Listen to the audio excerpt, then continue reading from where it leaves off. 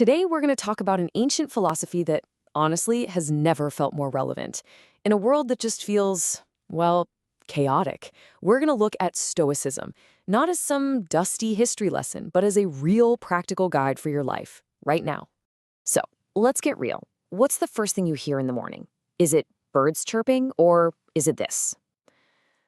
That buzz, that alert, that digital siren that starts demanding your attention before you've even had a sip of coffee.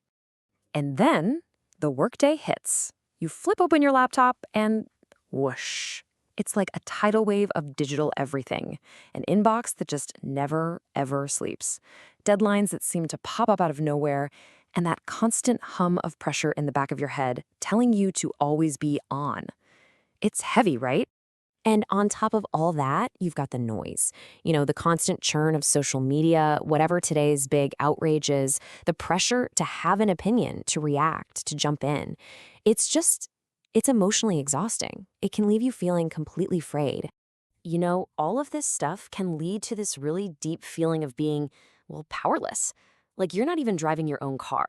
You're just a passenger, getting jerked around by whatever life decides to throw at you next, with no real say in where you're headed. So that's the problem. But what's the solution?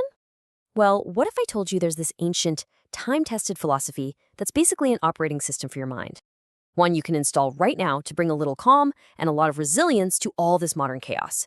That system is Stoicism. And look, this is not some new fad. Stoicism has some seriously deep roots. It all started way back around 300 BC in Athens with this guy, Zeno. And over the next few hundred years, it was picked up by this incredible range of people. We're talking Seneca, a famous playwright, Epictetus, a man who went from being a slave to a hugely respected teacher, and even the Roman emperor, Marcus Aurelius, literally the most powerful man on the planet at the time. So what was the goal? What were all these different people trying to achieve? It all comes down to this one powerful Greek word, ataraxia. It means a state of total serene calmness and inner peace. The freedom from being jerked around by your emotions, no matter what is going on outside of you. That sounds amazing, right? But how do you actually get there? Well, the Stoics built their entire way of thinking on one incredibly powerful idea. Seriously, this is the master key to the whole thing. Before I just tell you, I want you to really ask yourself this question.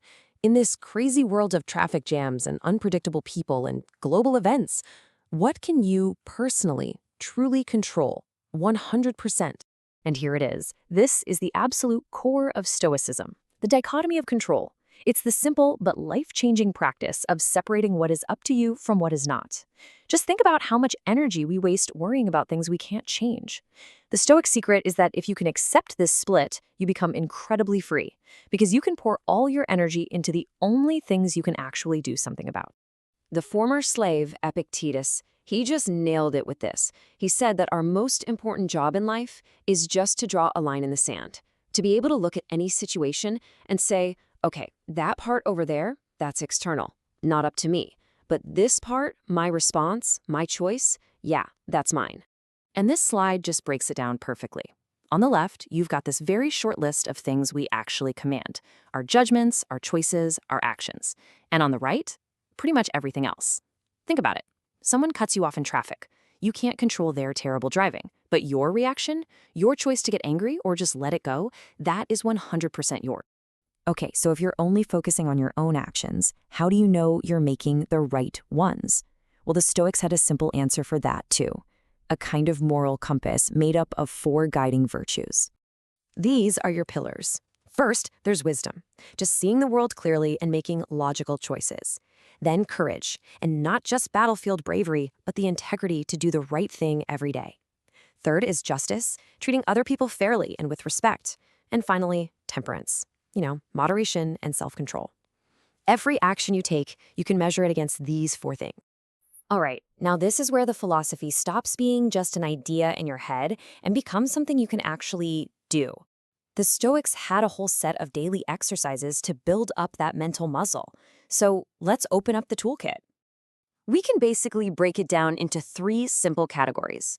First, you change your internal dialogue, your words. Then you shift your perspective, you reframe your mind. And finally, that all translates into what you do. You guide your actions. It all starts with the words you say to yourself. Instead of thinking, this bad thing is happening to me, try an affirmation like this one. I am the creator of my life. This isn't about ignoring reality. It's about taking ownership of your response to reality. Your inner voice becomes a tool for empowerment, not for feeling like a victim. And the power of reframing, wow, this is incredible. This comment from a Reddit user just shows how deeply these ideas can hit home. You know the serenity prayer, right? Grant me the serenity to accept the things I cannot change, courage to change the things I can, and wisdom to know the difference. That is pure Stoicism. And for this person, putting that name to their dad's philosophy, it brought a new kind of comfort and connection. It's beautiful. And finally, it comes down to action. You can journal every evening, just like Marcus Aurelius did, and think about your day. You can try something called negative visualization. Just for a moment, imagine losing something you love. It sounds dark, but it makes you so much more grateful for it. Practice saying no. And please, try a digital detox. Just turn off notifications for a few hours and get your brain back. Now, if you're sitting there thinking, hang on, this all sounds surprisingly modern, you are absolutely right. 2,000 years before psychology was even a thing, the Stoics were basically practicing techniques that are now the foundation of modern therapy. This is just fascinating. Check out these parallels. That whole Stoic idea of separating an event from your judgment about the event, that is the entire basis of cognitive behavioral therapy, or CBT. Focusing on what you control, that's a huge part of another therapy called ACT. And journaling to observe your own thoughts, we just call that mindfulness now. It's like modern science is just now proving the wisdom the Stoics figured out 2 millennia ago. So what this all really boils down to is a massive shift in perspective. It's about going from being that passive passenger just getting tossed around by the waves of life to becoming the architect of your inner world. You get to consciously build your own sense of peace, one choice at a time. And that really brings us to the final thought here. The power to build a resilient, a serene, and a virtuous inner life, it's completely in your control.